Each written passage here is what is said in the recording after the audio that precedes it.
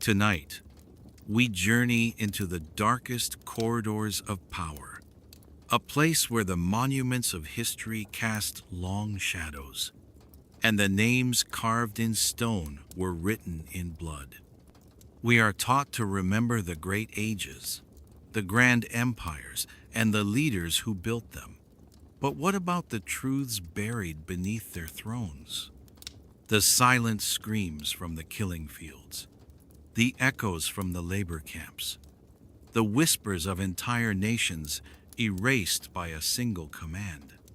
Before you dismiss these as just grim stories from a distant past, ask yourself, what is the true cost of a crown, and what happens when a human being is given the power of a god? Like the video, subscribe, because tonight we unearth the legacies of the damned, and some histories were never meant to be glorified. Chapter 1: The Anatomy of Tyranny.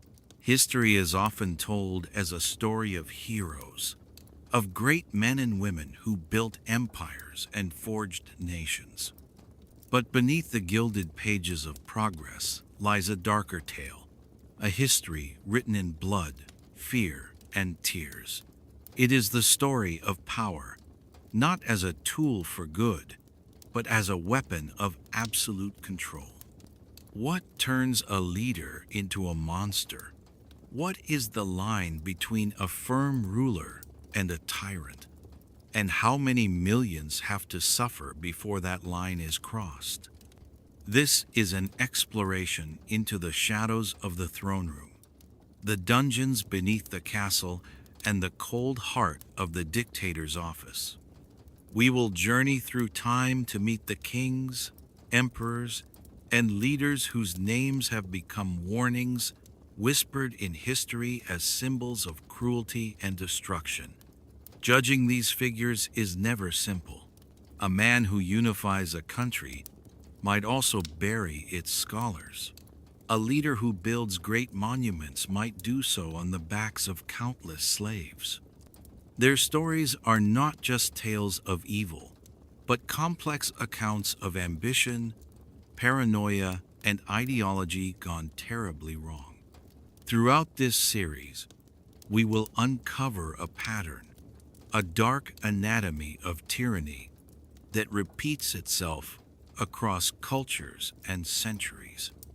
We will see how the quest for absolute power begins, often with promises of order and stability, but ends with the silencing of all opposition. We will examine how terror is not just a byproduct of their rule, but a carefully crafted instrument used to maintain it. From the public executions of ancient Rome to the secret police of the 20th century. We will witness how rigid ideologies, whether political, religious, or racial, can justify unimaginable atrocities, turning neighbors into enemies and entire populations into targets. Above all, we will remember the human cost, the forgotten millions whose lives were destroyed by the whims of a single ruler.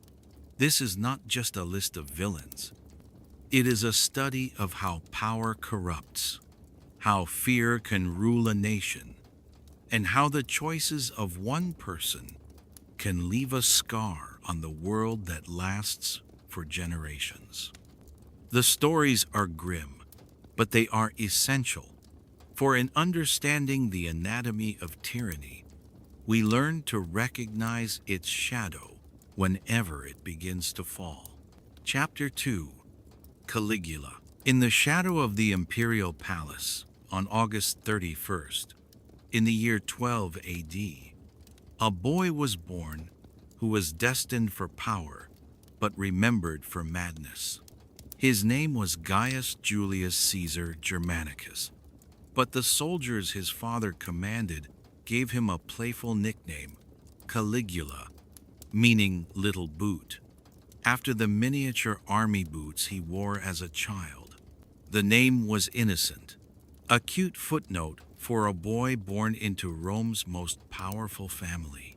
No one could have known that this little boot would one day trample over the traditions, sanity, and security of the Roman Empire itself.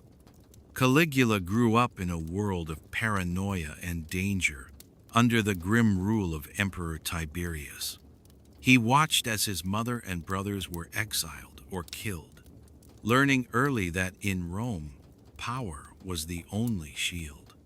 When Tiberius died in the year 37 AD, the people of Rome rejoiced as Caligula, the son of the beloved general Germanicus, took the throne. His first few months as emperor were a golden age. He freed unjustly imprisoned citizens, banished informers, and hosted lavish games, earning the love of the public. But a severe illness months into his reign seemed to shatter his mind. The beloved leader who emerged from his sickbed was a monster. His spending became legendary and reckless, as he drained Rome's treasury to build floating palaces and staged impossibly extravagant events. When the money ran out, he turned to terror, accusing wealthy senators of treason simply to confiscate their property. He delighted in cruelty, forcing parents to watch the executions of their sons and whispering to one man, "Make sure you don't close your eyes."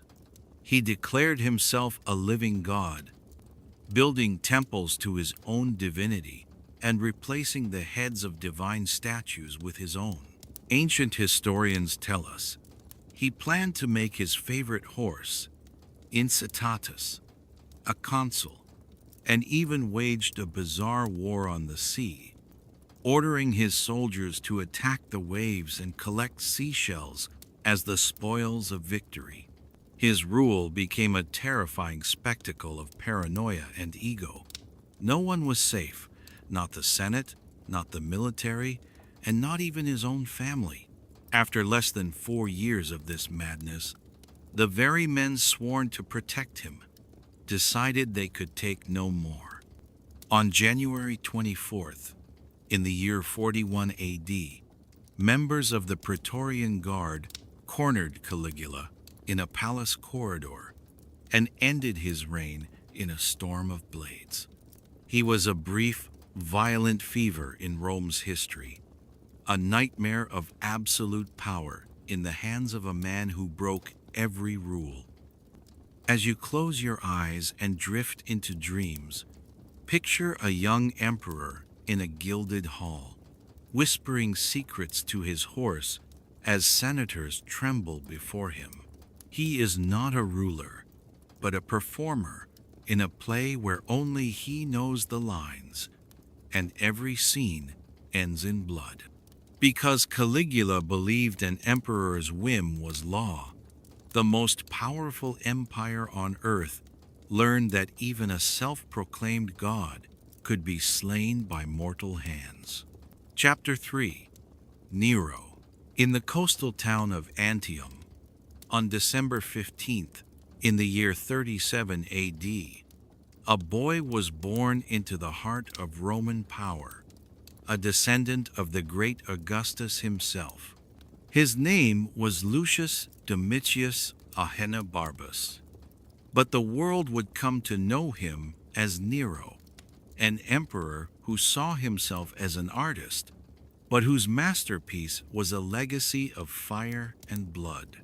His mother, the ambitious Agrippina, clawed her way to the top, marrying the Emperor Claudius and convincing him to adopt her son. When Claudius died, likely by Agrippina's own hand, Nero became the ruler of the most powerful empire on earth.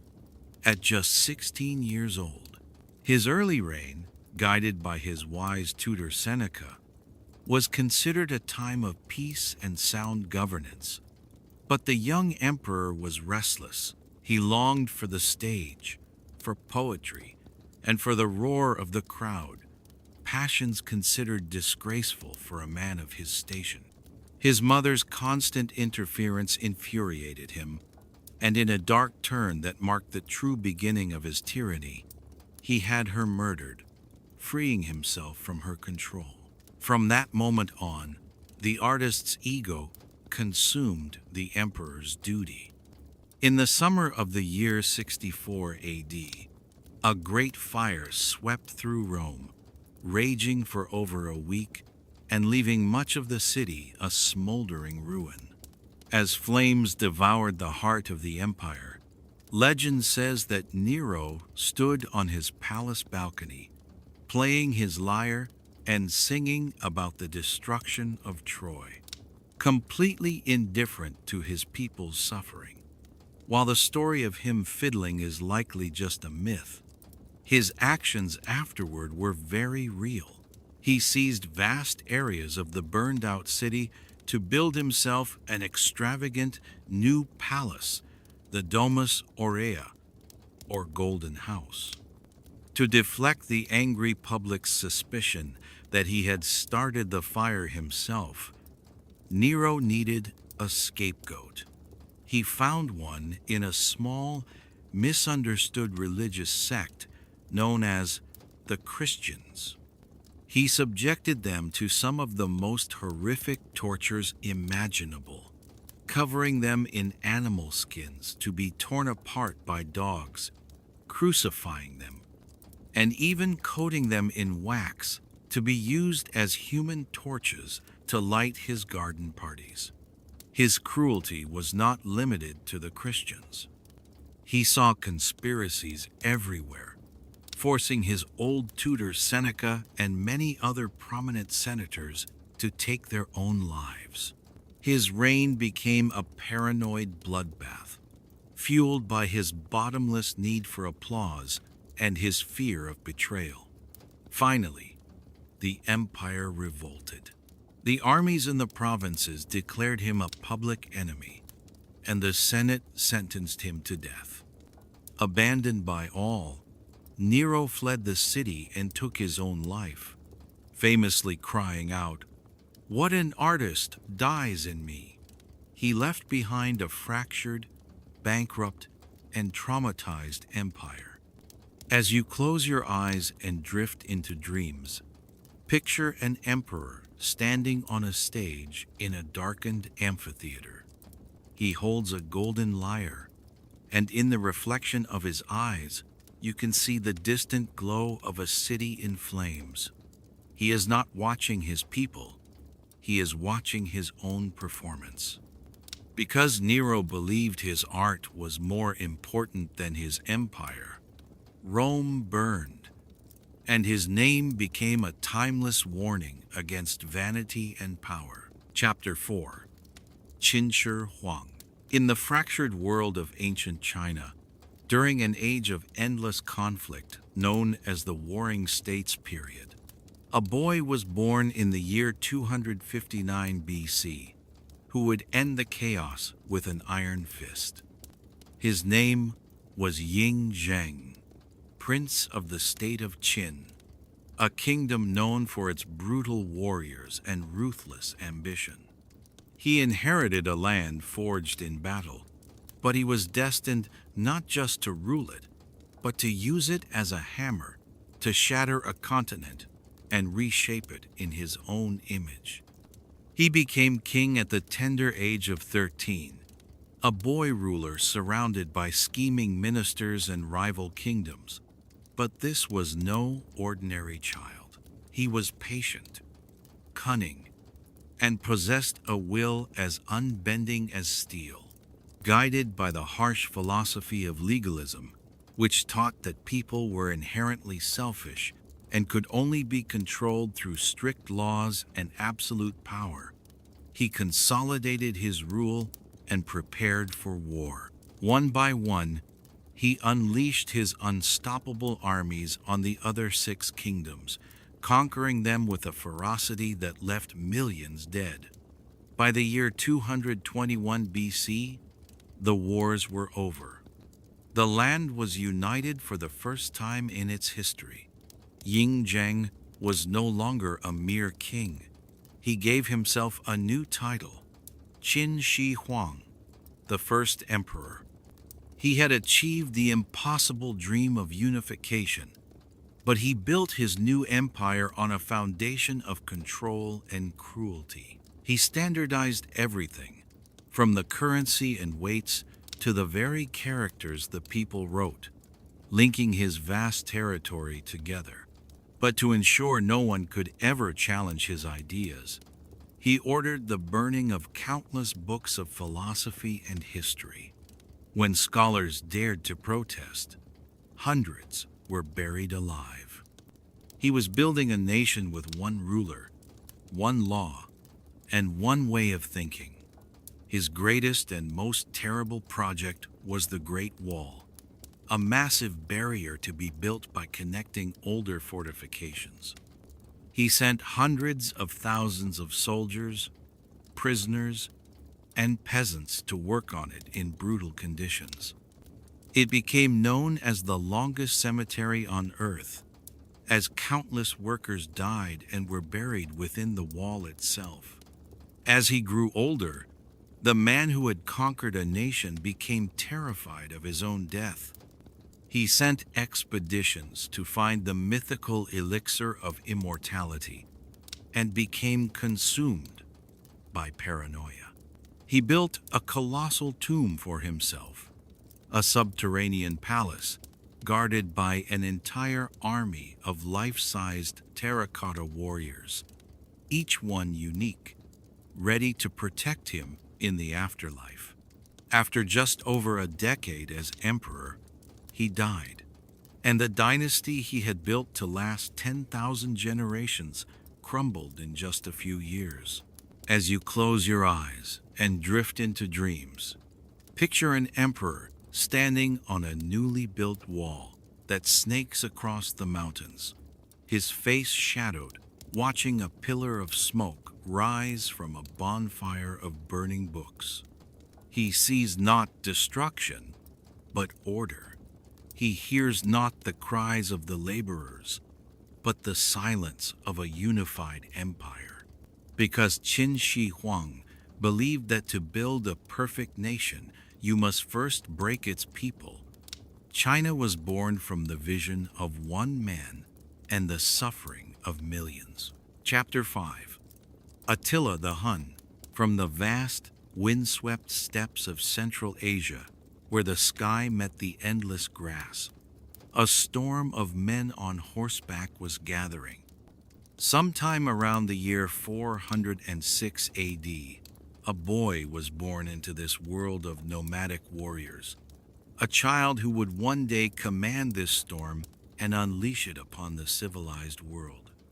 His name was Attila, and he would become the leader of the Huns, a man so feared that the Romans, in their terror, would call him the Scourge of God.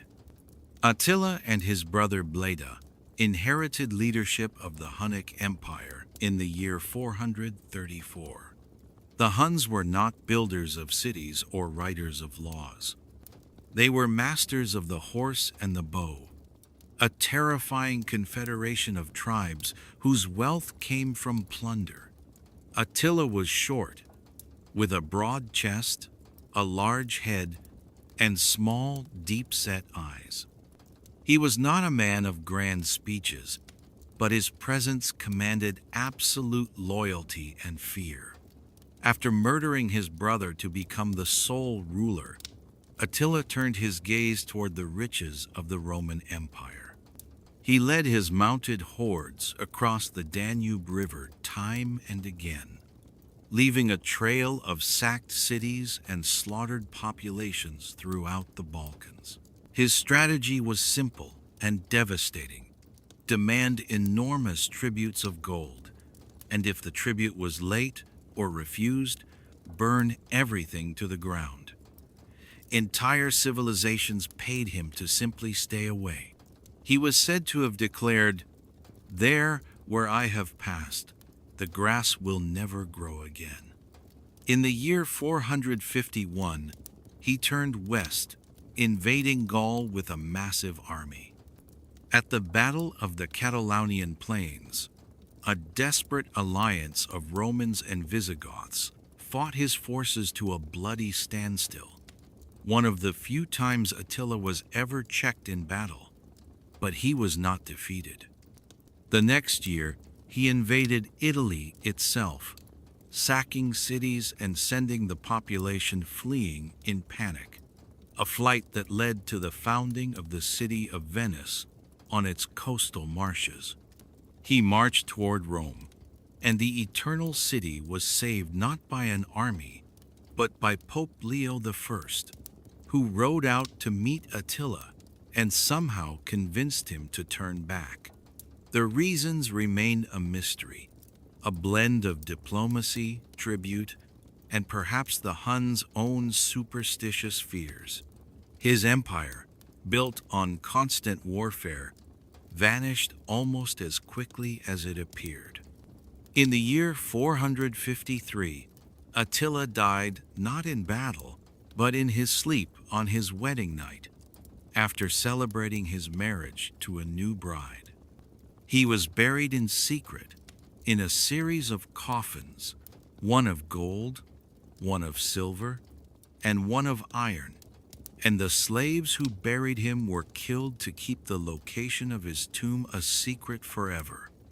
As you close your eyes and drift into dreams, picture a lone rider on a black horse, standing on a hill overlooking a river valley. Below him, the smoke from a dozen burning towns stains the horizon. He holds no scepter and wears no crown, only a sword and the fear of the world. Because Attila the Hun believed that civilization was just a treasure chest waiting to be broken open, an entire continent learned to pray for deliverance from the storm that rode from the east. Chapter 6. Genghis Khan. On the harsh, unforgiving plains of Mongolia, near a mountain called Burkhan Khaldun, a child was born around the year 1162, clutching a clot of blood in his tiny fist, a sign, the shaman said, of a great and terrible destiny. His name was Temujin, and he came into a world of endless tribal warfare, a place where loyalty was fleeting and survival was a daily struggle. But this boy, born into hardship, would not just survive his world, he would conquer it. Temujin's childhood was brutal. After his father was poisoned by a rival tribe, his own clan abandoned his family, leaving them to starve on the open steppe. He was hunted, captured, and enslaved, forced to wear a wooden collar like an animal. But these trials did not break him, they forged him. He learned that the scattered Mongol tribes, forever fighting each other, were their own worst enemy. He dreamed not of revenge, but of something far grander, a unified nation of all the people of the felt-walled tents. Through sheer force of will, brilliant alliances, and ruthless strategy, Temujin began to unite the warring factions. He promoted men based on merit, not on noble blood, and he created a code of law that punished theft and betrayal with death. By the year 1206, he had done the impossible. The tribes were united. At a great gathering, he was proclaimed Genghis Khan, the universal ruler of a new Mongol nation. With the steppe finally at peace, Genghis Khan turned his disciplined, unstoppable army outward. What followed was one of the most explosive and devastating military expansions in human history. His horsemen, masters of the bow and the feigned retreat, swept across Asia. He demanded submission, and for those who surrendered, he often showed mercy and offered protection. But for those who resisted, his wrath was absolute. Great cities of the Khwarezmian Empire, like Samarkand and Bukhara, were razed to the ground, their libraries burned, their populations massacred. The Mongols became a force of nature, a hurricane of conquest that stretched from the Pacific Ocean to the Caspian Sea. The sheer scale of the destruction was unprecedented, with some estimates suggesting that tens of millions of people were killed, forever altering the population of the planet. And yet, within this empire of blood, he established the Silk Road as a safe highway of commerce and ideas, created a reliable postal service, and championed religious tolerance. He was a paradox, a nation builder for his people and a world ender for his enemies. As you close your eyes and drift into dreams, picture a man sitting on horseback atop a grassy hill, the wind whipping through his hair. He is not looking at a single camp or a single valley, but at the endless horizon, seeing it all as his rightful pasture. He is the shepherd of a nation and the storm that will consume the world. Because Genghis Khan believed that heaven had decreed he should rule all the lands under the sun, the hoofbeats of his army redrew the map of the known world. Chapter 7. Timur, Tamerlane. In the heart of Central Asia, in a land where the legacies of Genghis Khan still echoed across the plains, a boy was born in the year 1336. He was not a direct descendant of the great Khan, but he was filled with the same unquenchable fire for conquest. His name was Timur, meaning iron in his native tongue, but the world would come to know him as Tamerlane, or Timur the Lame, a name given to him after injuries left him with a limp and a disabled right hand.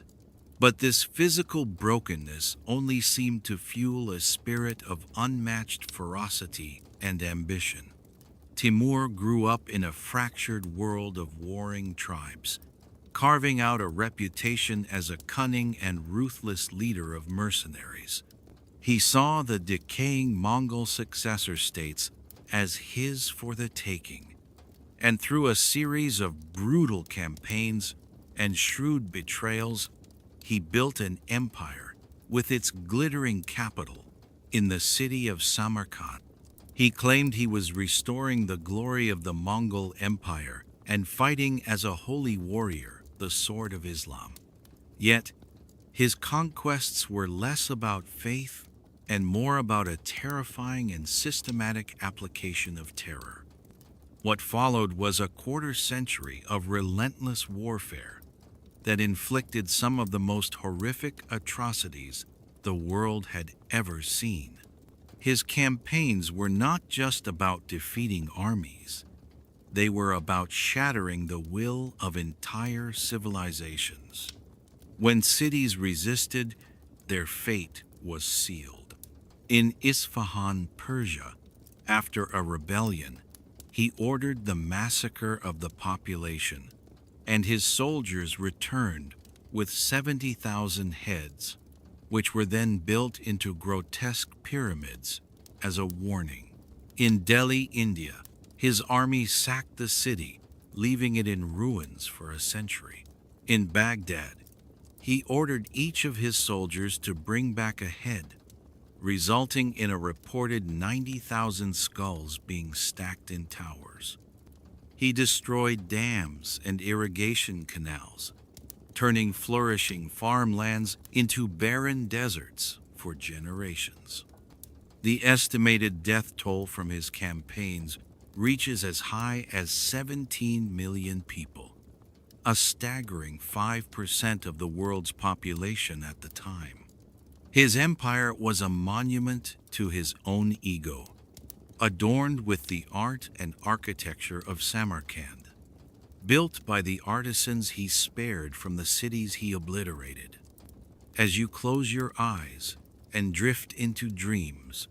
Picture a man with a halting walk, his eyes as cold as iron, standing before a tower not of stone, but of human skulls, gleaming white under the sun.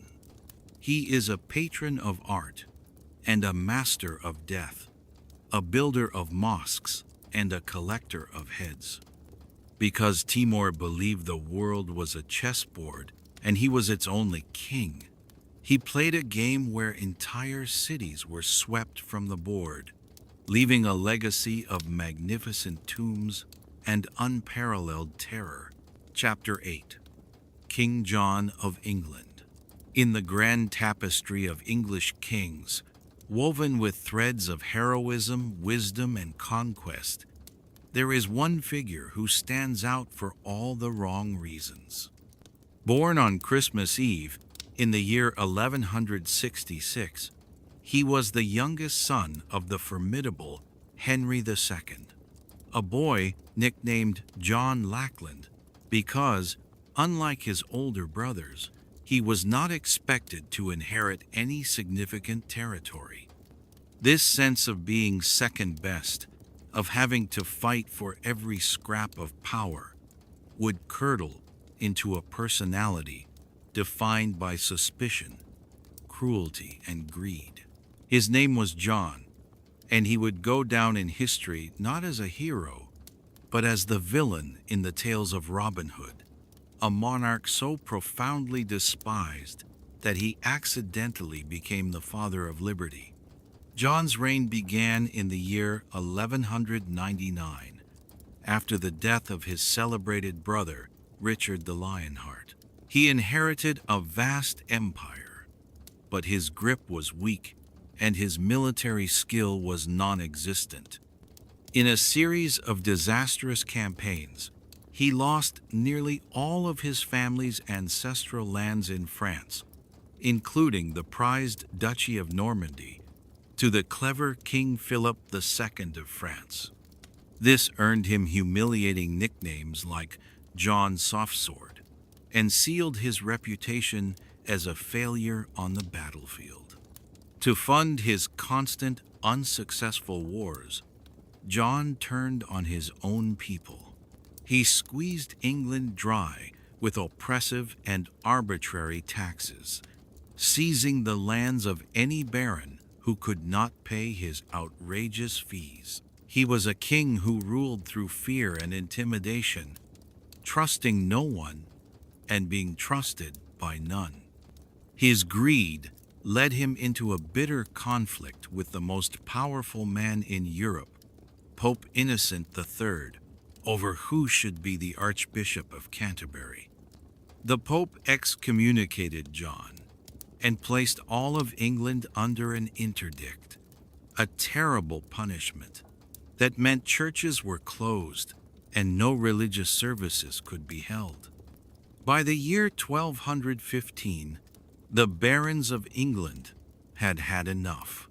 United in their hatred for the king, they launched a rebellion, capturing the city of London and forcing John to the negotiating table. On a water meadow called Runnymede, beside the River Thames, King John was forced to affix his royal seal to a document that would change the world forever, the Magna Carta, or the Great Charter. It was not a declaration of rights for the common man, but a list of demands from the nobility, stating that the king must follow the law, could not raise taxes without consent, and could not imprison a free man without a fair trial. It was a radical idea that the law was bigger than the king.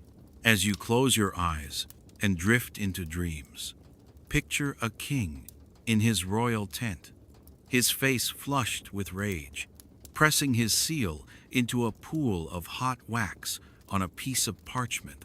He is not making a promise, he is surrendering. He is a tyrant being chained by the very people he sought to crush. Because King John of England believed he was the law, his people were forced to write a law that was greater than any king. planting a seed of freedom that would grow for centuries. Chapter 9. Vlad the Impaler. In the misty, shadow-haunted mountains of Transylvania, in the year 1431, a prince was born whose name would become a whisper of pure terror.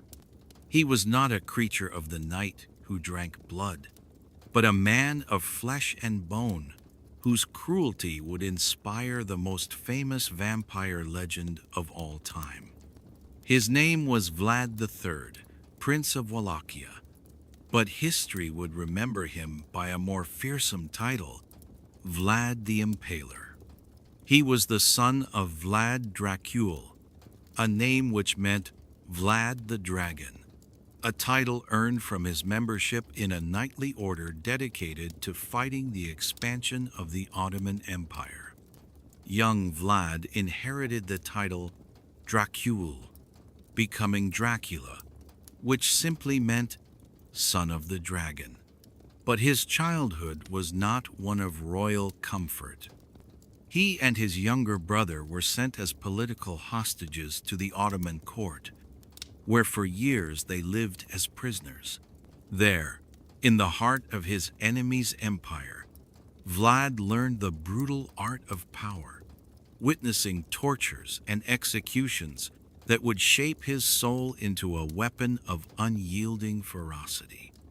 When he finally claimed the throne of his homeland, Wallachia, a small kingdom caught between the ambitions of Hungary and the mighty Ottoman Empire, he ruled with a simple and terrifying philosophy: absolute order through absolute terror. His favorite method of punishment, the one that would define his legacy, was impalement. He would have his victims, whether they were invading Ottoman soldiers, treacherous local nobles, or common thieves, pierced with a long, sharpened stake and left to die in agony, a process that could take hours or even days. His cruelty was legendary.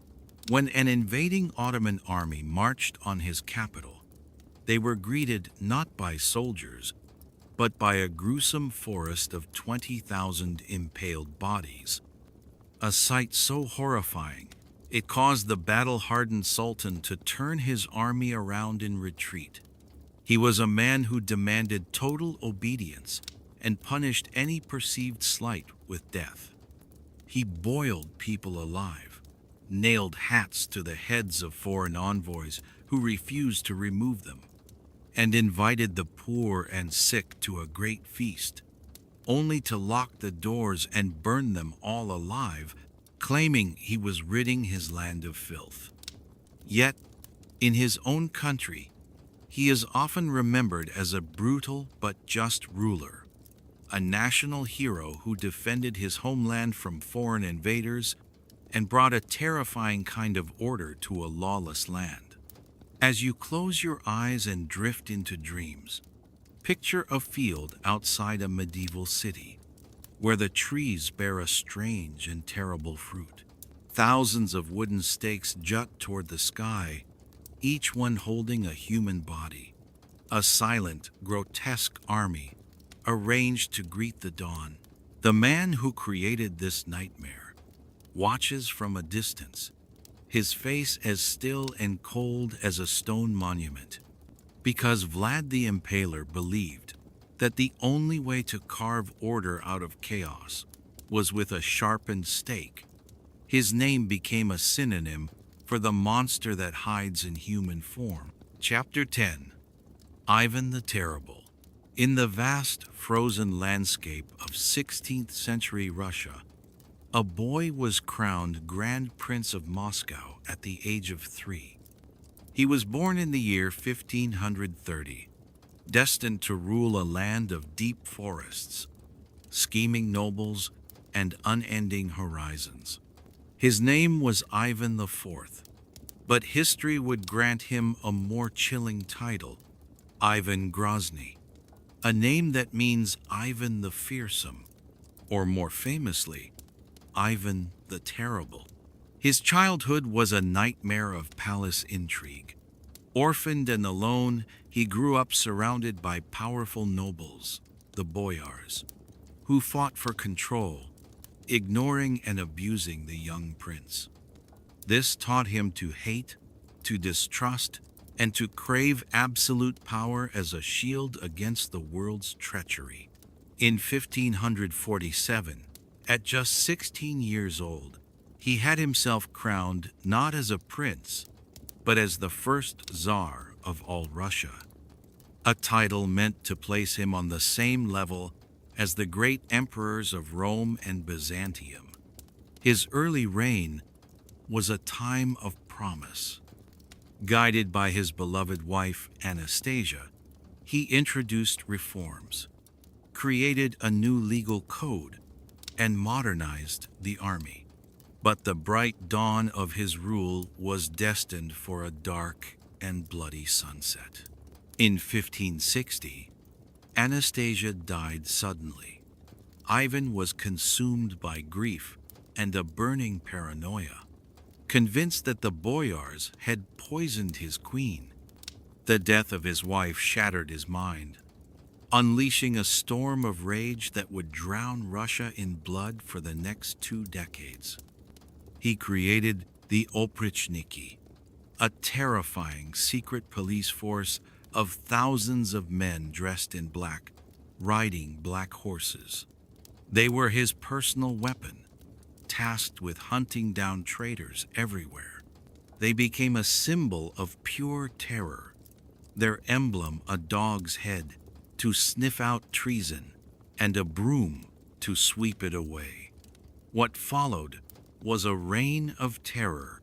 Ivan executed, tortured, and exiled thousands of nobles and clergy on the flimsiest of suspicions.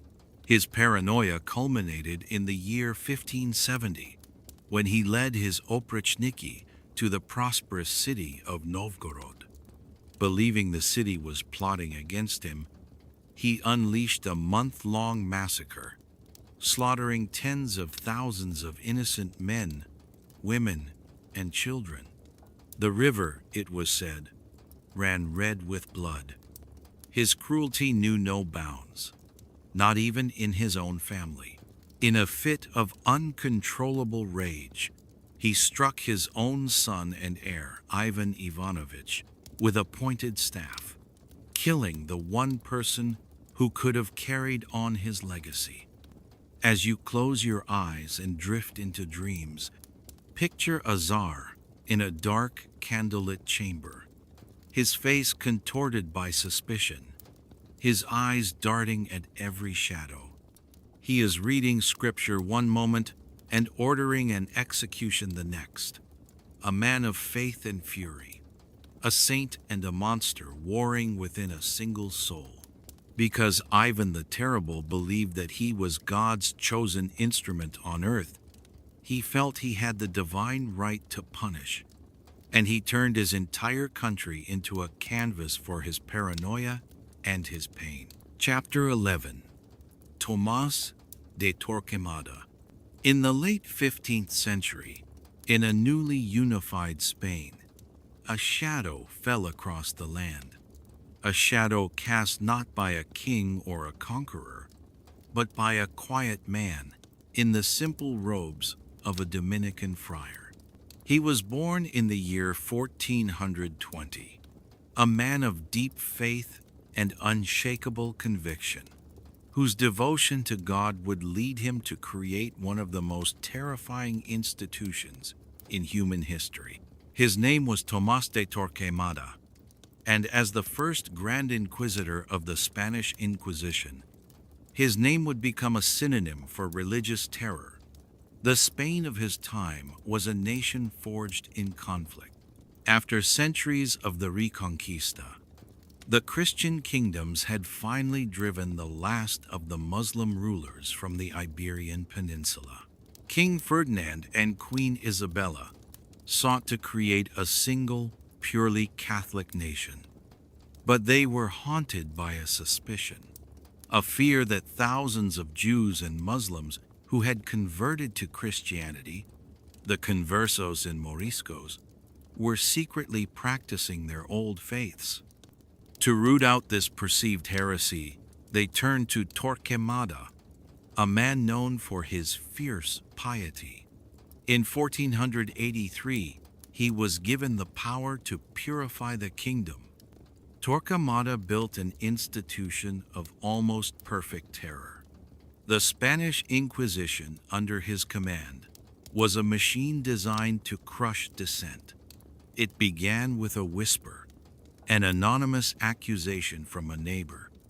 The accused were arrested in the dead of night, their property seized, and they were held in secret prisons, with no idea who had accused them or what crime they had committed.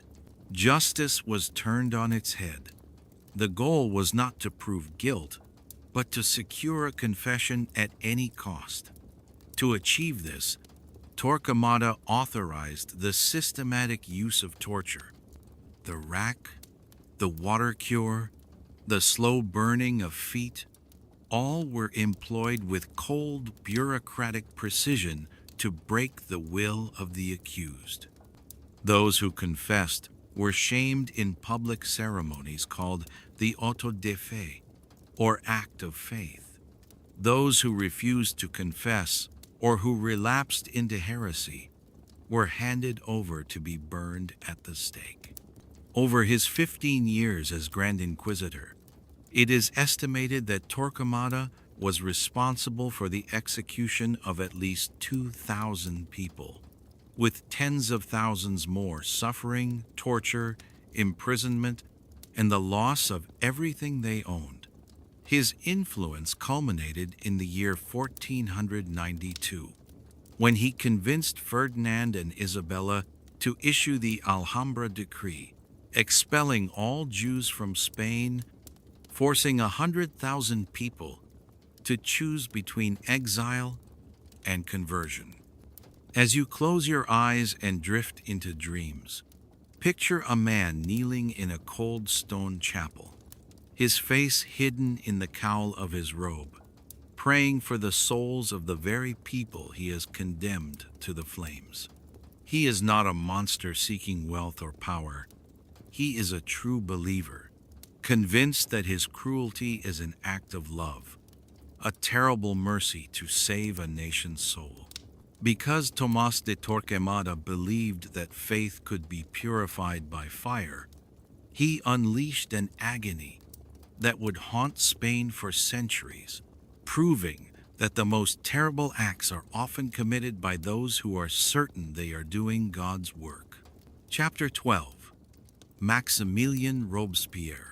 In the whirlwind of revolution that engulfed late 18th century France, a man of quiet intensity and unwavering principle rose from obscurity to become the very symbol of its virtue and its terror. He was born in the year 1758, a provincial lawyer with a passion for justice and the radical ideas of the Enlightenment. His name was Maximilien Robespierre, and for a time, he was called the Incorruptible, a man who seemed to embody the pure, unbending soul of the French Revolution. When the Bastille fell in 1789, Robespierre was an elected deputy, a voice for the common people, arguing against slavery, for universal suffrage, and against the death penalty. But as the revolution grew more radical, and France found itself at war with all of Europe, the dream of liberty began to curdle into a nightmare of suspicion. The king was executed, and a new republic was declared, but its enemies were everywhere, both outside the borders and within. In this atmosphere of crisis and paranoia, Robespierre and his radical Jacobin allies seized control. He became the leading member of the Committee of Public Safety, a 12-man council that was granted almost dictatorial power to save the revolution. It was then that Robespierre made a terrifying intellectual leap. To protect the Republic, he argued, terror was necessary. Virtue, without which terror is fatal, he declared, and terror without which virtue is powerless. With that, the period known as the Reign of Terror began. From 1793 to 1794, France was gripped by fear. The law of suspects allowed for the arrest of anyone who showed themselves to be enemies of liberty. The guillotine, that grim symbol of revolutionary justice, rose and fell with terrifying frequency in the public squares of Paris. At first, it claimed the heads of aristocrats and royalists, like Queen Marie Antoinette. But soon, the terror began to devour its own. Fellow revolutionaries who questioned Robespierre's path, like the charismatic Georges Danton, were accused of treason and sent to their deaths. No one was safe. A careless word, a private letter, a neighbor's grudge could lead to the executioner's cart. Robespierre, once the champion of the people, became the high priest of a civic religion of purity, where any dissent was heresy, punishable by death. As you close your eyes and drift into dreams, picture a man in a powdered wig and a neat blue coat, standing before a cheering crowd. He speaks of virtue, of liberty, of a perfect republic cleansed of all its enemies. Yet his eyes are cold, and behind his words you can hear the faint rhythmic fall of a blade. Because Maximilien Robespierre believed that a perfect society could be forged in the furnace of fear, he unleashed a terror that consumed his enemies, his friends, and finally himself, proving that the road to tyranny is often paved with the very best of intentions. Chapter 13. King Leopold II of Belgium. In the gilded halls of 19th century Europe, where kings and emperors played a grand game of diplomacy and power, one monarch presented himself as a great humanitarian, a man of progress and enlightenment. He was born in the year 1835, a constitutional king of a small, quiet nation, a man who believed his destiny was far grander than the throne he inherited. His name was King Leopold II of Belgium, and behind his carefully crafted image of a benevolent leader, he concealed an ambition of shocking cruelty and boundless greed. Leopold watched with envy as other European powers carved up the globe, claiming vast colonies in Africa and Asia. He was determined to have his own empire, not for his country, but for himself. He set his sights on the vast, uncharted basin of the Congo River, a land rich with ivory and rumors of other treasures. Under the guise of a scientific and philanthropic mission, he formed the International African Association, promising to end the Arab slave trade and bring civilization to the heart of Africa. At the Berlin Conference in 1884 and 1885, the leaders of Europe, believing his noble intentions, granted him personal sovereignty over a territory 76 times the size of Belgium. It was not a colony, it was his private property, and he called it the Congo Free State. What followed was not progress, but one of the darkest chapters in colonial history. The demand for rubber skyrocketed with the invention of the pneumatic tire, and Leopold turned his personal fiefdom into a massive forced labor camp. He created a brutal private army, the Force Publique, to enforce his will. Congolese villages were given impossible quotas for rubber collection. To punish those who failed to meet them, the force publique unleashed a reign of terror, burning villages, taking women and children hostage, and committing mass murder. Most infamously, to prove they were not wasting bullets, soldiers were ordered to bring back the severed right hand of every person they killed. Soon, they began cutting off the hands of the living, including children, as a way to terrorize the population into submission. Over the 2 decades of Leopold's rule, it is estimated that as many as 10 million Congolese people died from murder, starvation, and disease. A genocide fueled by a single man's greed.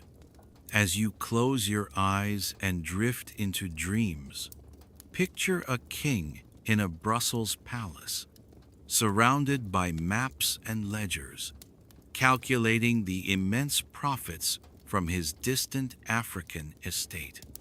He reads reports of progress and investment, while ignoring the silent screams carried on the wind from a rainforest thousands of miles away. Because King Leopold II believed that an entire land and its people could be his personal possession, he left a scar of unimaginable suffering on the heart of a continent, all hidden behind the benevolent mask of charity. Chapter 14. Talat Pasha. In the fading twilight of the Ottoman Empire, as the world plunged into the chaos of the First World War, a man of iron will and cold resolve stood near the center of power. He was not born to royalty, but was a former postal clerk who had risen through the ranks of a revolutionary political party, a man who saw himself as a savior of his nation.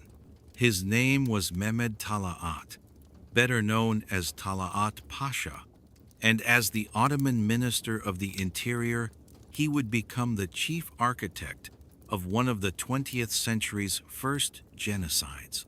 Born in 1874, Talat was a leader of the Committee of Union and Progress, the political movement known as the Young Turks, who had seized power promising reform and modernization. But as the empire crumbled, their modernizing zeal twisted into a dark and paranoid form of nationalism.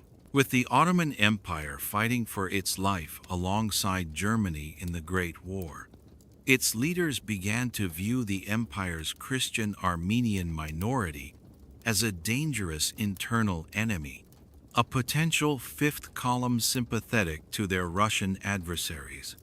It was this fear and a vision of a new, purified Turkish state that would serve as the justification for an extermination. The plan was methodical, bureaucratic, and chillingly efficient. On the night of April 24, 1915, Talat gave the order that set the genocide in motion. Hundreds of Armenian intellectuals, community leaders, writers, and politicians in the capital city of Constantinople were arrested, deported, and ultimately murdered. It was the decapitation of a people. What followed was a systematic campaign of destruction. Across the empire, Armenian men were conscripted into the army, disarmed, and killed. Then, under the official pretext of a wartime relocation, Talat's ministry ordered the deportation of the remaining Armenian population, primarily women, children, and the elderly. They were forced from their homes with whatever they could carry and driven on death marches for hundreds of miles into the desolate Syrian desert. They were given no food, no water, and no shelter. They were subjected to robbery, torture, and murder by their guards and roving bands. Those who did not die from starvation or exhaustion were killed in massacres. It was a state-organized machine of annihilation, and Talat Pasha was the man giving the orders, receiving the reports, and ensuring the machine ran smoothly. After the Ottoman defeat in 1918, Talat fled to Germany. He was tried and sentenced to death in absentia by a Turkish court for his crimes. In 1921, while walking down a street in Berlin, he was assassinated by an Armenian survivor whose entire family had been murdered. As you close your eyes and drift into dreams, picture a man in an office, not in a uniform but a suit, signing telegrams with a steady hand. Each message is a quiet, coded order, a string of words that unleashes a torrent of suffering hundreds of miles away. He sees not faces, but numbers, not a people, but a problem to be solved. Because Talat Pasha believed that for a nation to be reborn, a people must be erased, he demonstrated the terrifying power of a modern government to commit mass murder, leaving a legacy of pain that echoes to this day. Chapter 15. Vladimir Lenin. In the vast, frozen landscape of the Russian Empire, as the old world of tsars and serfs began to crumble, a man of ferocious intellect and revolutionary fire was waiting for his moment. He was born in the year 1870, the son of a school inspector, a brilliant student whose life was forever changed when his older brother was executed for plotting to kill the Tsar. His name was Vladimir Ilyich Ulyanov, but the world would come to know him as Lenin, the man who would take the theories of Karl Marx and turn them into a blueprint for a new kind of empire, built on ideology and fear. For years, Lenin was a professional revolutionary, living in exile, writing pamphlets, and shaping a small, disciplined political party called the Bolsheviks. He was a master theorist, a ruthless debater, and a man utterly convinced that he alone knew the correct path to a communist utopia. When the Russian Revolution began in 1917, Germany, hoping to destabilize its enemy, put him on a sealed train and sent him back to Russia. He arrived to a nation in chaos and promised the weary masses a simple, powerful vision: peace, land, and bread. In October of 1917, his Bolsheviks seized power in a swift coup, storming the Winter Palace and overthrowing the provisional government. The dream of a workers' paradise had begun, but it would be born in blood. Lenin had no patience for democracy. When elections for a new assembly did not give his party a majority, he simply dissolved it with soldiers. He declared that the only legitimate power was the dictatorship of the proletariat, a dictatorship he and the Bolshevik Party would control. To enforce this new order, he created a secret police force of unprecedented power and cruelty, the Cheka. It became the sword and shield of the revolution, an organization that answered only to Lenin and his inner circle. After an assassination attempt left him wounded in 1918, Lenin unleashed a formal policy of mass violence known as the Red Terror. The Cheka was ordered to crush all opposition. It was not just a war against political enemies. It was a war against entire classes of people: landowners, priests, merchants, aristocrats, and even farmers who resisted having their grain seized were arrested, tortured, and executed by the thousands in cellars and dark alleys. The first concentration camps were established, laying the groundwork for the vast Gulag system that would follow. It was terror as state policy, cold, calculated, and justified in the name of a brighter future. As you close your eyes and drift into dreams, picture a man with a bald head and a pointed beard, pacing in a Kremlin office. He is not a king in a crown, but a scholar in a suit, reading reports and writing orders with a pen. Each stroke of that pen is a death sentence, a command to imprison, a decree that justifies any cruelty in the name of historical necessity. Because Vladimir Lenin believed that a perfect world could only be achieved by mercilessly destroying the old one, he created a state where terror was not a byproduct of revolution, but its essential engine, setting a grim precedent for the century to come. Chapter 16. Benito Mussolini. In the rolling hills of northern Italy, in the year 1883, a boy was born to a blacksmith and a schoolteacher, a child who would grow up with a restless spirit and a hunger for revolution. His name was Benito Mussolini, and from his early days as a fiery socialist journalist, he would forge a new and brutal political ideology, a dark creed that would inspire dictators and cast a long shadow over the 20th century. After the First World War, Italy was a nation adrift, wounded by its losses and disappointed by the peace treaties. The government was weak, the economy was in chaos, and the people were searching for a strong leader to restore their national pride. Mussolini, who had abandoned socialism for a radical form of nationalism, saw his chance. He created a new movement, gathering disillusioned veterans and angry youths into paramilitary squads known as the Black Shirts. They wore black uniforms, used violence as a political tool, and promised to crush communists and restore order to the streets. In October of 1922, Mussolini made his boldest move. He announced a march on Rome, a dramatic threat to seize power by force.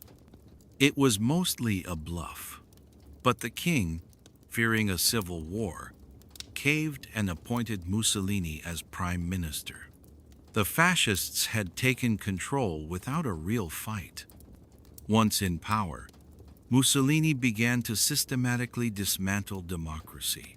He outlawed all other political parties, took control of the press, and created a secret police force to hunt down his opponents.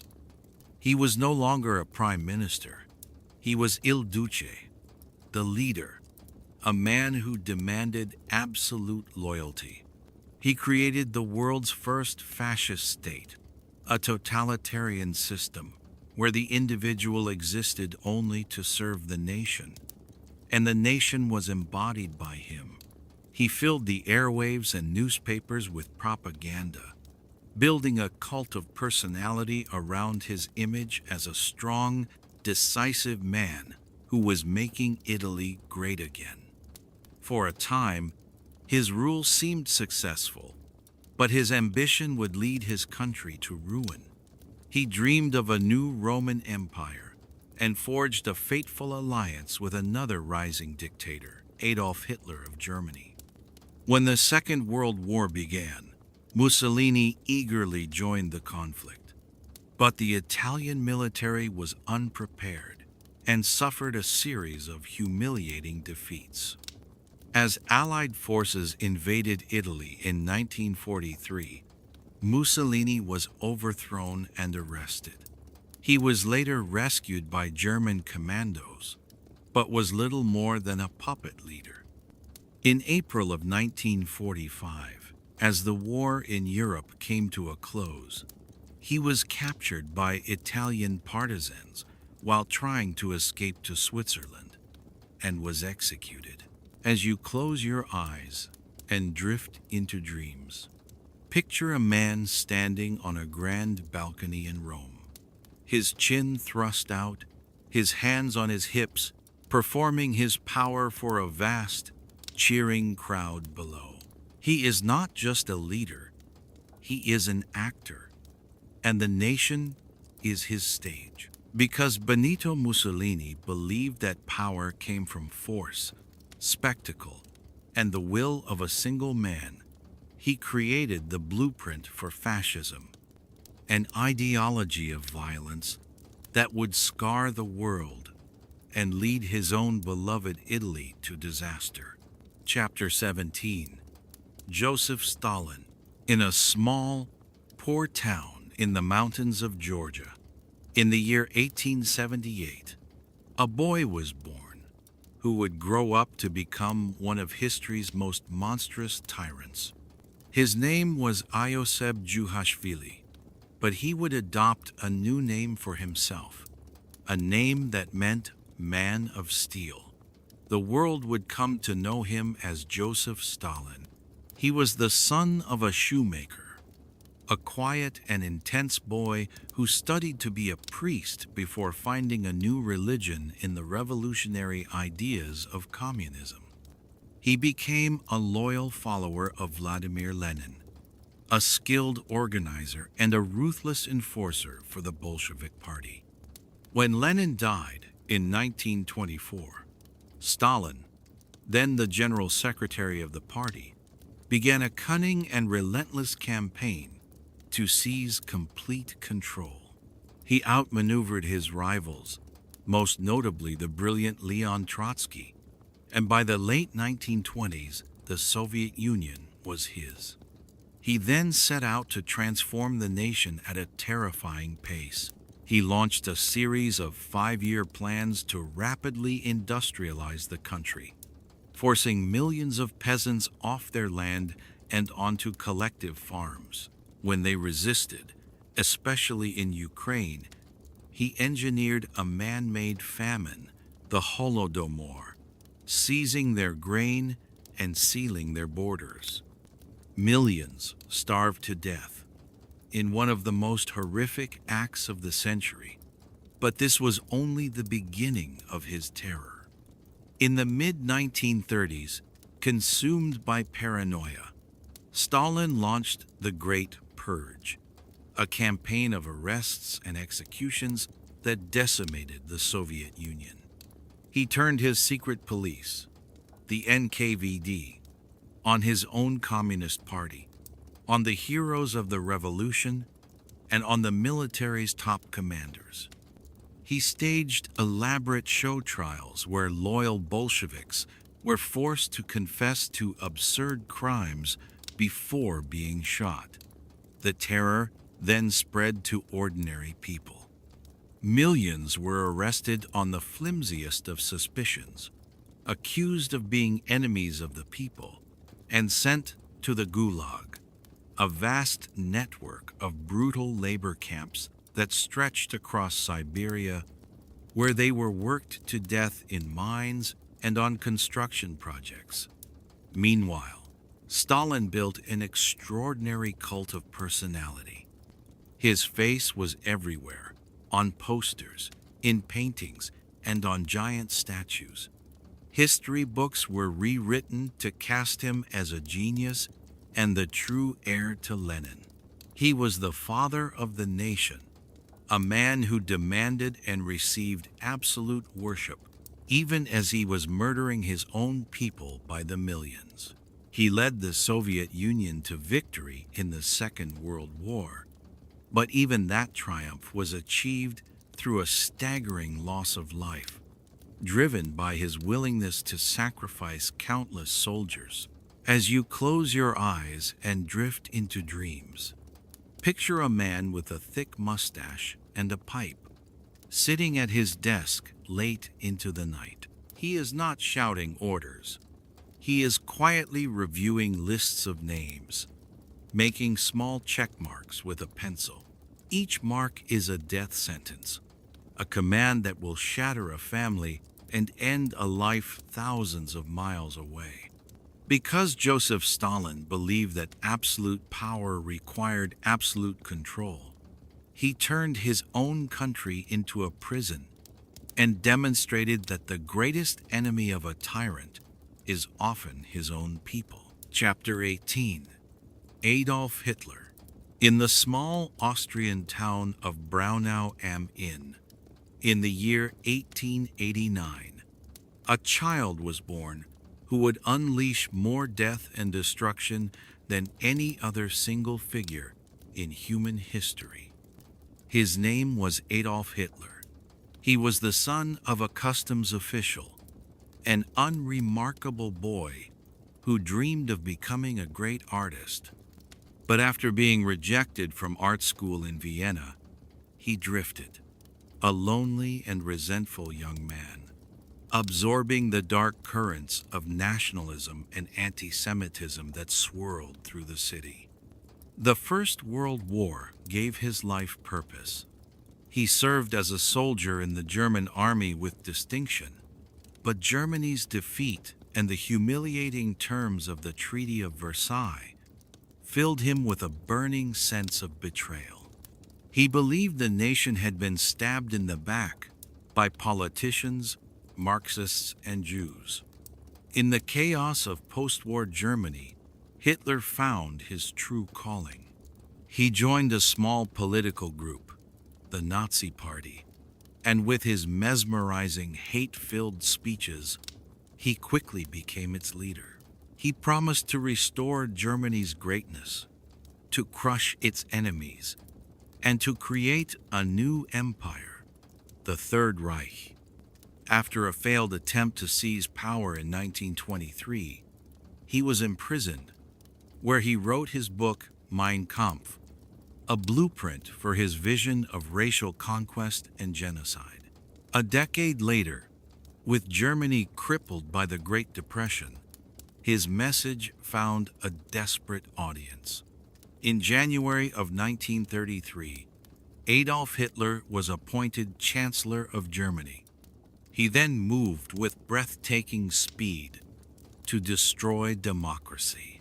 He used the Reichstag fire as a pretext to suspend civil liberties, eliminate all political opposition, and establish himself as the absolute dictator, the Führer. He began to build a totalitarian state, rearming the nation in defiance of treaties and implementing his racist ideology through the Nuremberg laws, which stripped German Jews of their citizenship and rights. He then turned his ambition outward, annexing Austria and Czechoslovakia while a terrified world watched. In September of 1939, he invaded Poland, finally plunging Europe into the Second World War. His reign was defined by the Holocaust, the most systematic and industrialized genocide ever committed. He and his followers deemed the Jews an inferior race, an enemy to be exterminated. Millions were forced into ghettos, then herded onto cattle cars, and sent to concentration and death camps like Auschwitz, where they were gassed, shot, and worked to death. By the end of the war, 6 million Jews and millions of others, including Slavs, Romani people, political prisoners, and homosexuals, had been murdered. As the Allied armies closed in from the west and the Soviet army from the east, Hitler's empire crumbled. In April of 1945, with Berlin in ruins, he died by suicide in his underground bunker. As you close your eyes and drift into dreams, picture a man standing at a podium before a vast sea of torches and flags, his arm raised in a stiff salute. His voice is a torrent of fury, amplified to a roar, promising glory while preaching a gospel of pure hatred. Because Adolf Hitler believed that a nation's destiny was forged in racial purity and brutal conquest, he plunged the world into its darkest war and orchestrated a genocide that forever stained the conscience of humanity. Chapter 19. Francisco Franco. In the rainy, windswept region of Galicia, Spain, in the year 1892, a boy was born into a long line of naval officers, a child destined for a life in uniform. His name was Francisco Franco. He was short, reserved, and had a quiet but unshakable self-confidence. After graduating from the military academy, he built a reputation as a meticulous and fearless officer, rising quickly through the ranks during Spain's colonial wars in Morocco. He became the youngest general in Europe, a man known for his discipline and his utter devotion to a conservative, Catholic, and unified Spain. By the 1930s, Spain was a deeply divided nation, a young and fragile republic torn between the forces of the left and the right. In July of 1936, the tensions finally exploded. Franco joined a military coup against the elected government, a move that failed to capture the capital and instead plunged the country into a horrifying civil war. For 3 years, Spain bled. Franco emerged as the leader of the nationalist forces, a coalition of monarchists, conservatives, and fascists, backed by military support from Hitler's Germany and Mussolini's Italy. The war was fought with breathtaking brutality, a dress rehearsal for the World War to come. When it finally ended in 1939, with the nationalists victorious, hundreds of thousands were dead, and the Republic was destroyed. Francisco Franco was now the absolute master of Spain. He took the title El Caudillo, the leader, and established a dictatorship that would last for nearly 4 decades. His rule was defined by a systematic campaign of repression, known as the White Terror. He executed tens of thousands of his former political opponents and imprisoned hundreds of thousands more in concentration camps and forced labor battalions. He created a state built on the pillars of the army, the church, and the fascist Falange Party. He suppressed all dissent, imposed strict censorship, and crushed Spain's regional identities, banning the Basque and Catalan languages. During the Second World War, he remained officially neutral, skillfully playing both sides, though his sympathies lay firmly with the Axis powers. After the war, his regime was an outcast in Europe, but as the Cold War began, his fierce anti-communism made him a strategic, if unsavory, ally for the United States. His Spain was a country frozen in time, a quiet and orderly society ruled by fear, where the secret police were ever present and traditional values were enforced by law. As you close your eyes and drift into dreams, picture a man sitting at a vast, polished desk, not with the fiery rage of other dictators, but with the cold, patient resolve of a career soldier. He is signing papers, methodically and without emotion, erasing his enemies and enforcing a silence that will blanket his country for a generation. Because Francisco Franco believed that Spain's soul could only be saved through absolute order and the suppression of modern ideas, he held his nation in a tight, suffocating embrace, delaying its entry into the modern world until his very last breath. Chapter 20. Mao Zedong. In the rural village of Shaoshan, China, In the year 1893, a boy was born to a family of prosperous peasants, a child who would grow up to command the absolute loyalty of a quarter of the world's population. His name was Mao Zedong. He grew up in a China weakened and humiliated by foreign powers, and as a young man, he was drawn to the revolutionary ideas that promised to restore his nation's strength. He became an early member of the Chinese Communist Party, a tireless organizer, and a brilliant military strategist. For decades, he led his Red Army in a brutal civil war against the nationalist government. His legendary Long March in the 1930s, a grueling year-long retreat across thousands of miles of impossible terrain, cemented his status as the party's unquestioned leader.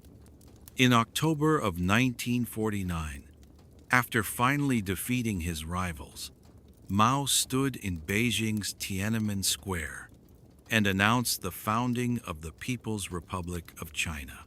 The Chinese people had stood up. He was hailed as a savior, the great helmsman who would steer China into a new era of power and prosperity. But his vision for that new era would lead to human suffering on a scale almost too vast to comprehend. In 1958, Mao launched the Great Leap Forward, a catastrophic campaign to transform China into a communist paradise overnight. He ordered peasants into massive communes and commanded them to build backyard steel furnaces to surpass the West's industrial output. The result was a man-made famine of apocalyptic proportions. As farmers melted down their own tools to make useless steel, the fields went unharvested. Tens of millions of people starved to death. After the disaster, Mao's power briefly weakened, but he would not be silenced. In 1966, to reassert his authority and reignite the revolutionary spirit, he unleashed the Great Proletarian Cultural Revolution. He called upon the nation's youth, organized into fanatical Red Guards, to attack the four olds: old customs, old culture, old habits, and old ideas. It was a call for total war on China's own history and on anyone deemed an enemy of the revolution. Schools were closed, teachers were beaten, and temples were destroyed. Intellectuals were publicly humiliated and sent to the countryside for re-education through hard labor. An entire generation was lost to chaos and violence. As the cult of Mao reached its zenith, with his little red book of quotations becoming a sacred text. As you close your eyes and drift into dreams, picture a sea of millions of young people, all dressed in identical green uniforms, waving small red books in the air. Their faces are alight with a terrifying fervor, chanting slogans and pledging their lives to the figure whose giant portrait hangs over the square. Because Mao Zedong believed that true power came from permanent revolution and the complete mobilization of the masses, he unified a nation, but did so by repeatedly plunging it into cycles of self-destruction and unimaginable tragedy. Chapter 21. Pol Pot. In the quiet Cambodian countryside, in the year 1925, a boy named Salith Sar was born into a comfortable farming family. He was a gentle, unassuming child who would one day study in Paris, a quiet student who would later adopt a new name, Pol Pot, and become the architect of one of the most barbaric genocides in human history.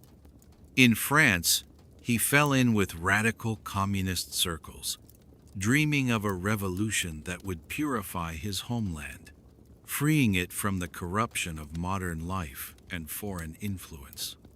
He returned to Cambodia and became the leader of a secretive communist movement known as the Khmer Rouge. For years, they waged a guerrilla war from the jungles, their ranks swelling in the chaos of the nearby Vietnam War. On April 17, 1975, their black-clad soldiers marched into the capital city, Phnom Penh. Initially welcomed by a population weary of war, the welcome turned to terror within hours. Pol Pot and the Khmer Rouge immediately declared it was year zero. History was to be erased.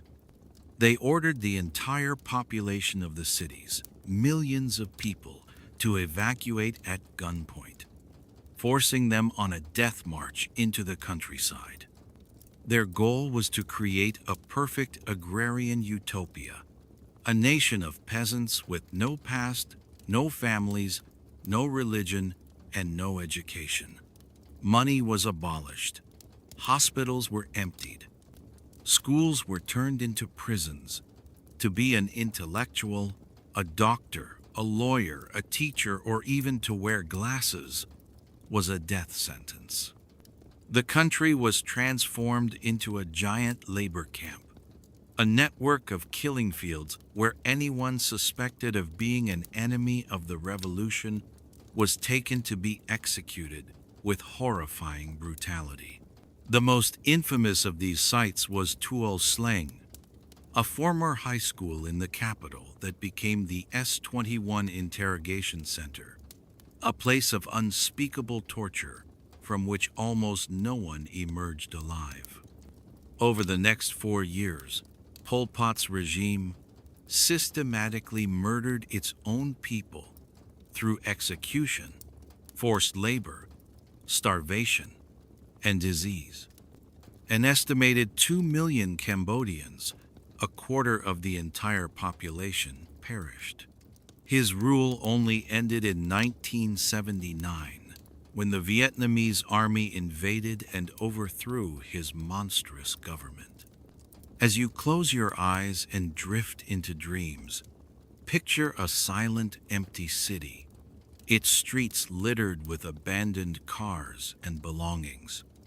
In the fields beyond, alongside the mass graves, lie mountains of eyeglasses and discarded books, symbols of the knowledge that was deemed a capital crime. Because Pol Pot believed that a perfect society could be built by erasing the past and returning to year zero, he unleashed a genocide that consumed his own people and turned the fields of Cambodia into an enduring monument to absolute madness. Chapter 22. Idi Amin.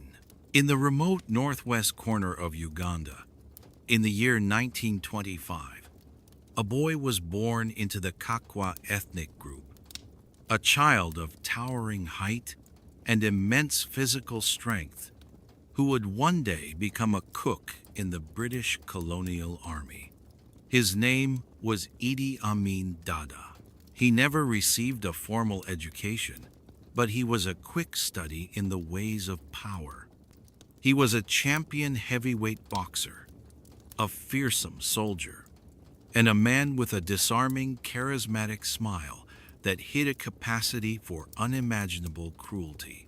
He rose through the ranks of the army, eventually becoming the commander of all armed forces. In January of 1971, while the president was out of the country, Amin seized power in a military coup, promising to end corruption and restore democracy. The people of Uganda celebrated in the streets, hailing him as a hero. The celebration would be short-lived. Almost immediately, Amin unleashed a reign of terror that would last for 8 nightmarish years. He established killer squads, like the State Research Bureau and the Public Safety Unit, who roamed the country in sunglasses and floral shirts, abducting and murdering anyone perceived as a threat. Judges, journalists, intellectuals, and rival ethnic groups were targeted. His victims' bodies were often dumped into the Nile River, so many that they clogged the turbines of a downstream dam. The death toll from his regime is estimated to be in the hundreds of thousands. In 1972, in an act of racist nationalism, he ordered the expulsion of Uganda's entire Asian population, giving them just 90 days to leave the country. These families had been the backbone of the economy for generations. Their departure caused the nation's economy to collapse completely. As his country crumbled, Amin's behavior became increasingly bizarre and megalomaniacal. He gave himself an absurdly long title that included Lord of all the beasts of the earth and fishes of the seas, and conqueror of the British Empire. He staged mock battles, challenged world leaders to boxing matches, and once had himself carried in a chair by 4 white businessmen, a crude symbol of his power. His rule finally came to an end in 1979, after he made the fatal mistake of invading neighboring Tanzania. The Tanzanian army, along with Ugandan exiles, fought back, marching on the capital and forcing Amin to flee for his life. As you close your eyes and drift into dreams, picture a large man in a military uniform, so covered in medals, both real and self-awarded, that it strains the fabric. He is laughing, a broad, infectious laugh, even as the country around him descends into a state of chaos, poverty, and fear.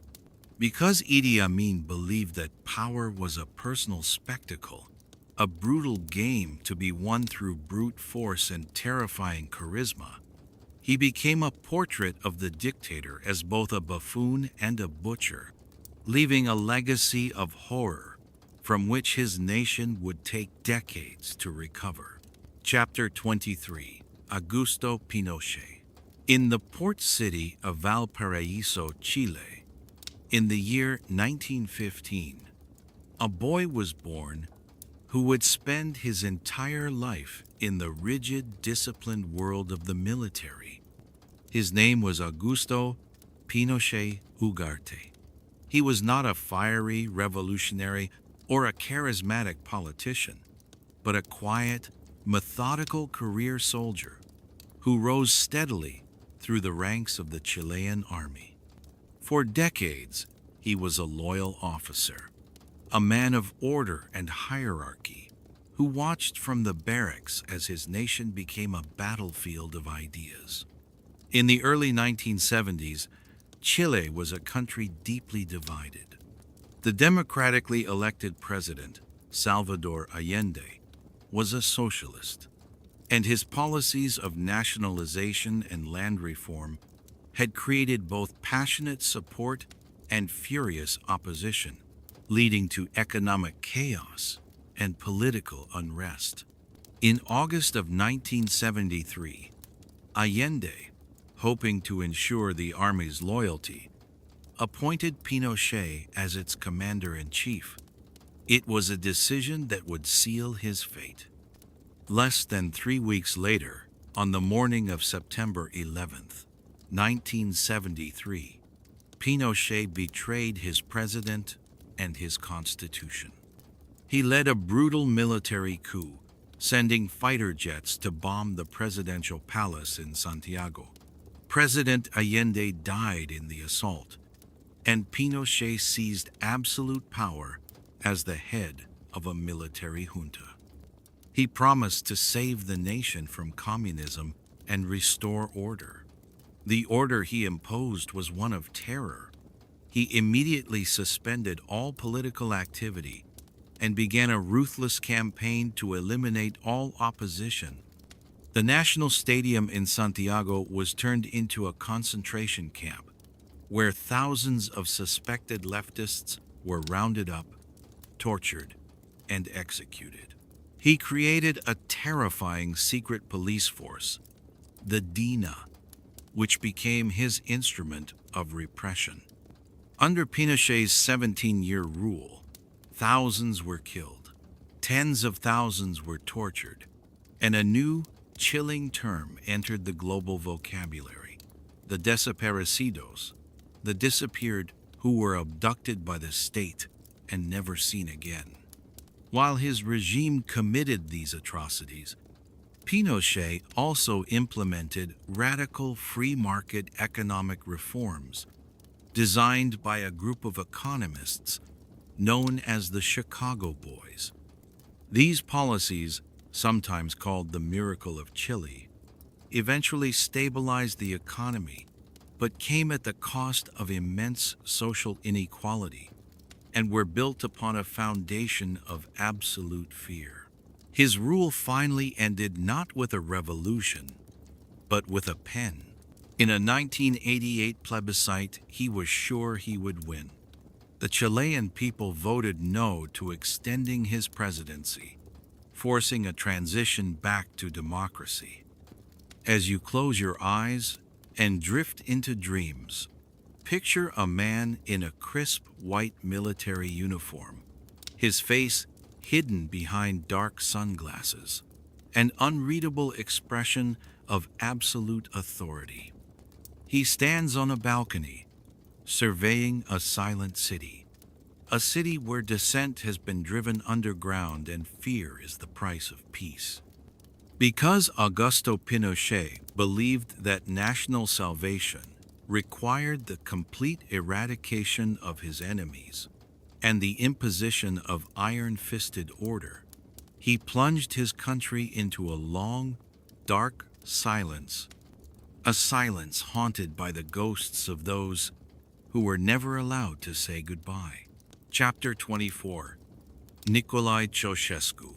In the small Romanian village of Scornicești, in the year 1918, a boy was born to a poor peasant family, the third of 10 children. His name was Nicolae Ceausescu. He grew up in a humble cottage, receiving only a basic education before leaving for the city to become an apprentice shoemaker. As a teenager, he was drawn to the promises of communism, joining the then illegal party and becoming a young, fiery activist who was arrested multiple times. He was not a brilliant thinker or a great orator, but he was patient, cunning, and fiercely ambitious. After World War II, as communists took power in Romania, Ceausescu began his slow, methodical climb up the party ladder. In 1965, he became the leader of Romania, initially winning popularity at home and abroad for his independent streak, most famously for denouncing the 1968 Soviet invasion of Czechoslovakia. But this image of a maverick reformer was a carefully crafted illusion. Behind the scenes, he was building one of the most oppressive and bizarre dictatorships in the world. He expanded the dreaded secret police, the Securitate, turning Romania into a nation of informants where neighbors spied on neighbors and children were encouraged to report their parents. He and his wife Elena cultivated an absurd cult of personality. He called himself the conducator, the leader, and the genius of the Carpathians, while Elena, a woman with little education, was hailed as a world-renowned scientist. Their portraits were everywhere, and all media was filled with endless praise. His economic policies were catastrophic. Obsessed with paying off all foreign debt, he imposed brutal austerity measures in the 1980s. exporting nearly all of the country's food and fuel. While the Ceausescus lived in unimaginable luxury, the Romanian people were left to freeze in unheated apartments and starve in long bread lines. He bulldozed historic parts of Bucharest to build his monstrous vanity project, the People's Palace, a building so vast it remains one of the largest in the world. His rule reached its bloody end in December of 1989, when security forces fired on protesters in the city of Timișoara. A revolution ignited across the country. On December 21st, Ceausescu made his final, fatal mistake.